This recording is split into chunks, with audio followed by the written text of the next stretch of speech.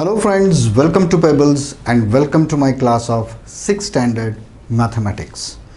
आज हम चैप्टर शुरू करने जा रहे हैं प्रॉफिट एंड लॉस। प्रॉफिट और लॉस, नफ़ा और नुकसान, ये तो सभी को पता होता है।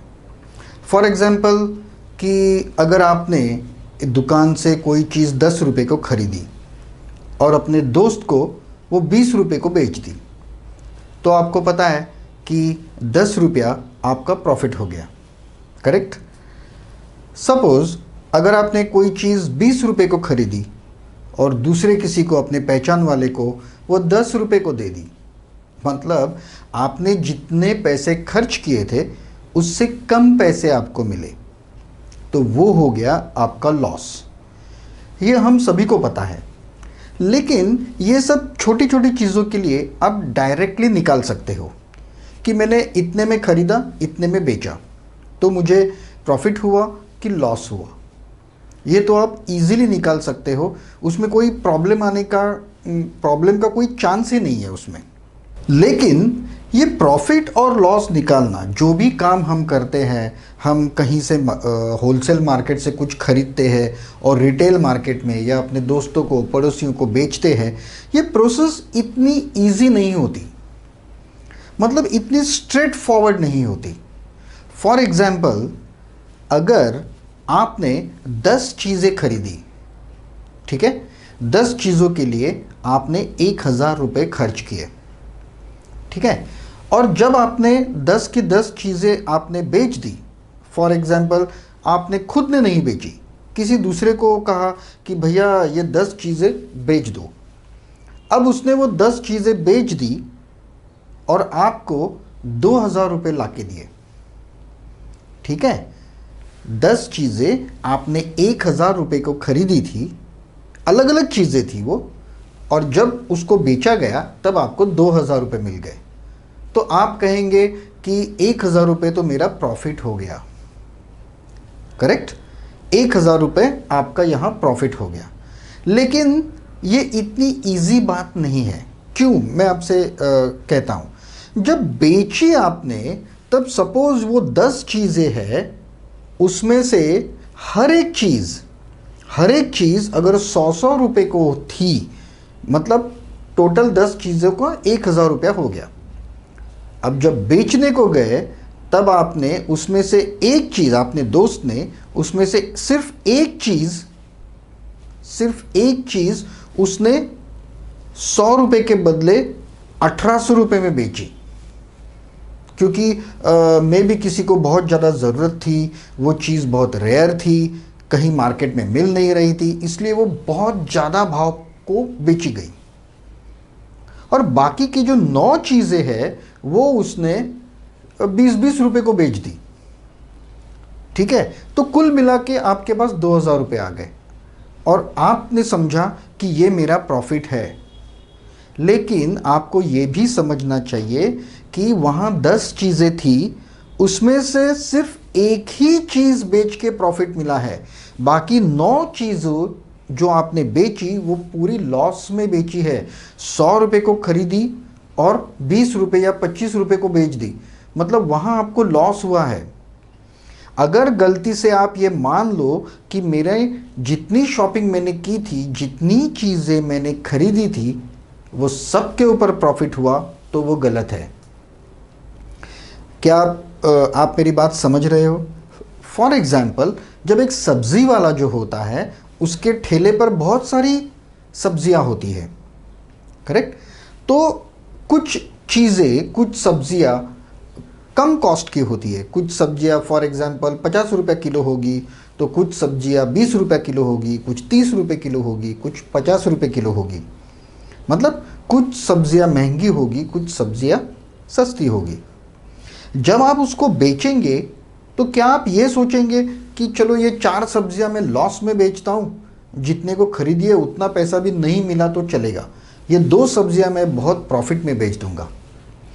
अगर आप ऐसा करोगे तो आप over the period of time, कुछ दिनों के बाद अगर ऐसा ही चलता रहा और आपकी कहीं वो दूसरी 2 महंगी सब्जियां कोई खरीदने वाला ही नहीं रहा, तो आप पूरे के पूरे डूब जाओगे। मतलब सब्जी वाला भले कितने भी पैसे को वो सब्जी लाता हो, वो हर एक सब्जी के ऊपर प्रॉफिट लेके ही बेचता है। वो ऐसा कभी नहीं करता कि 5 सब्जियां लाई, 3 लॉस में बेची, 2 प्रॉफिट में बेची, ऐसा कभी नहीं होता। तो फिर एक एग्जांपल हम लेते हैं, ठीक है। अब मानो कि आपका एक खेत है, आपका एक खेत है और आपने गेहूं लगाना है आपको, या चावल लगाना है। और आपको तो पता है कि जो बीज जो होते हैं वो आपके खेत के हिसाब से आपको 1 किलो चावल लगेंगे, ठीक है। 1 किलो चावल आप खरीदोगे, 50 रुपये किलो के चावल आपने खरीदिए। अब उसमें हज़ारों लाखों सीड्स होंगे, आपके खेत के लिए बहुत अच्छे रहेंगे वो। अब आपने वो बो दिए। अब उस खेत में जो प्रोडक्शन हुआ, जो चावल आपको मिल गए, वो थे 100 बोरियां। 1 किलो चावल से आपको 100 बोरियां प्रोडक्शन मिल गया। इतना चावल की खेती इतनी अच्छी हुई कि 100 बोरियां आपके पास रेडी हो गई चावल की। एक एक बोरी 100 किलो की होती है या 50 किलो की होती है, आपके पास 100 बोरियां लग गई। तो क्या आप ऐसा सोचेंगे कि मैंने तो जो बीज खरीदे थे वो बीज तो केवल 50 रुपए के थे, तो ये सारी बोरियां बेच के मुझे अगर 100 रुपया मिला तो भी चलेगा? क्या ये मुमकिन है? क्या आप ऐसा सोचोगे? नहीं। एक्चुअली आपके पैसे कितने खर्च हुए हैं? सिर्फ 50 रुपये 1 किलो चावल के। ऐसा मैं मान लेता हूँ कि जो पानी देने के लिए जो कुआं था वो आप ही के खेत में था, मतलब वो भी फ्री था, पानी भी फ्री था, ठीक है। और जो मेहनत थी, जो बोने की, काटने की सब मेहनत थी, वो आपने खुद ने की। मतलब आपको एक्चुअली खर्चा कितना आया? सिर्फ 50 रुपये के बीज। आपको बोरियां कितनी मिली? प्रोडक्शन कितना हुआ? 100 बोरियां, बराबर 50 किलो की 100 बोरियां, मतलब आपको 5000 किलो चावल मिले। तो क्या आप उस चावल को 100 रुपये में बेच दोगे? 50 रुपया तो प्रॉफिट हो गया मेरा उसमें। नहीं। तो हमेशा जब हम किसी भी चीज़ की कॉस्ट कैलकुलेट करते हैं, उसमें सिर्फ खर्च किए हुए पैसे ही नहीं होते, उसमें वक्त होता है, आपकी मेहनत होती है, उस सबके भी तो पैसे लगते हैं। मतलब वहाँ आपको क्या क्या कैलकुलेट करना पड़ेगा कि भले वो पानी आपके कुएं का था, लेकिन अगर पानी का हिसाब लगाया जाए तो कितना पानी लगा। भले मेहनत आपने खुद ने की, लेकिन आपको ये सोचना होगा कि अगर मैं मज़दूर यहाँ पर रखता तो उसको कितनी मजदूरी देनी पड़ी। मतलब आपके मेहनत की भी तो कोई कीमत है ना, तो वो भी उसको ऐड करना पड़ेगा। और तभी ये सारी जो चीज़ें हैं वो एक साथ लाकर आपकी कॉस्ट बन गई। और फिर उसके ऊपर आप कैलकुलेट करोगे कि मुझे कितना प्रॉफिट मिलना चाहिए। आपको ये भी सोचना होगा कि चावल बोने के बाद दूसरे दिन तो पूरी बोरियां आपके घर पे नहीं आई। आपको 3 महीना, 4 महीना, 6 महीना वेट करना पड़ेगा कि वो पेड़, वो पौधे जो है वो बड़े होंगे, फसल अच्छी होगी, फिर आप उसको काटेंगे, फिर आप उसको मेहनत से उसके वो पैकिंग करेंगे, बोरियां भरेंगे उसको।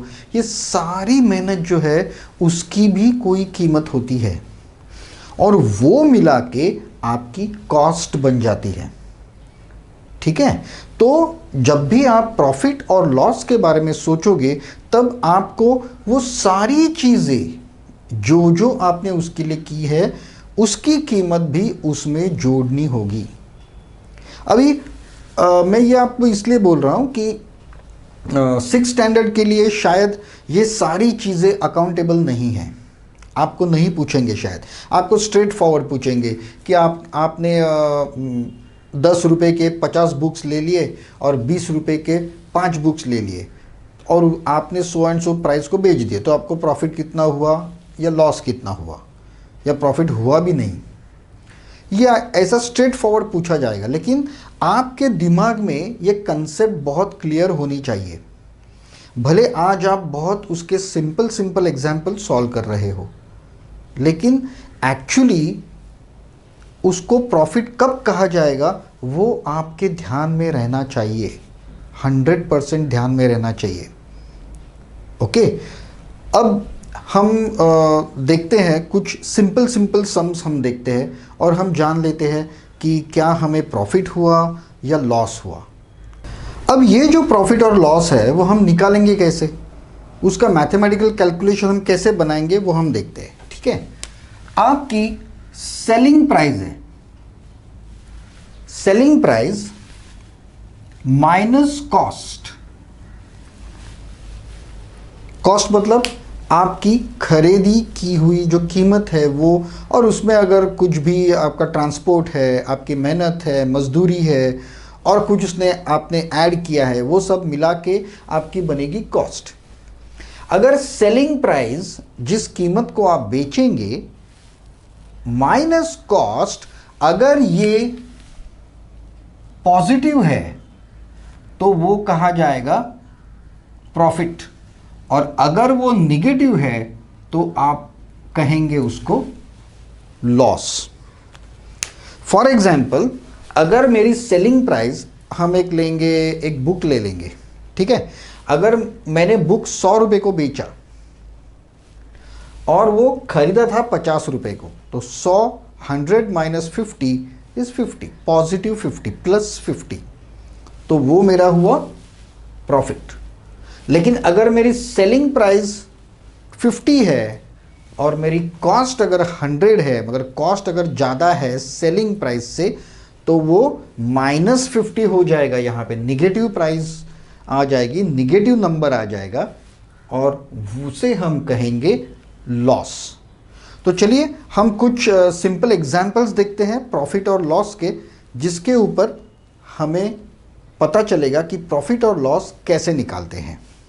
So thank you very much friends for being with me in this chapter. Okay, I hope you like the lecture. Please do like and share these videos और चैनल को सब्सक्राइब करना मत भूलिएगा। कोई भी प्रॉब्लम आपको हो तो ज़रूर कमेंट्स में लिखिए, मैं उसके आंसर्स आपको ज़रूर दूंगा। So we will meet in our next lecture. तब तक के लिए have a nice time, good bye.